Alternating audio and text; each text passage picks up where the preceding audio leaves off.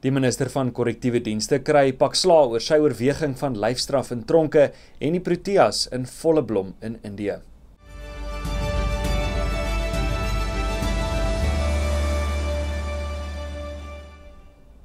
Goeiedag, baie welkom by Afrikaanse nuus bulletin op Pretoria FM op die 26ste November 2025.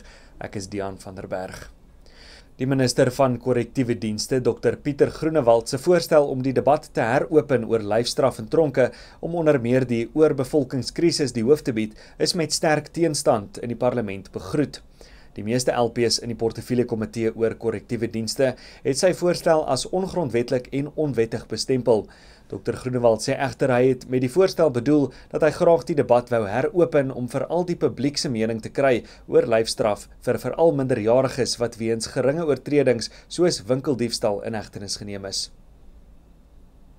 Die burgemeester van Kaapstad, Jordan Hill Lewis, sê die metro is vol vertroue dat die parlement se voorstel om geweldmisdade in die provinsie te ondersoek sal help om die nasionale fokus te plaas op die noodsaak om die vervolgingskoers van bende, vuurwapen en dwelmverwante misdrywe 'n opstoot te gee en om die polisie na behore vir die taak toe te rus. Hy sê danksy die 700 bykomende wetstoepassers wat ontplooi is daar nou minder wapens en dwelms in omloop. Die metro sê 1263 nuwe beamptes is sedert 2021 ontplooi, terwyl polisiebeamptes met 15% afgeneem het. Suid-Afrikaners kan 'n verhoging in die prys van brandstof in Desember verwag. Die jongste data van die Sentrale Energiefonds toon 'n prysverhoging van tussen 19 en 24 sent per liter vir petrol en 'n verhoging van tussen 72 en 89 sent per liter vir diesel. Die Departement van Minerale en Petroleumhulpbronne sal die amptelike brandstofprysaanpassings binne die volgende paar dae bekend maak. Dit sal op 3 Desember in werking tree. Suid-Afrika het die G20 presidentskap aan 'n junior diplomaat van die VSA oorhandig.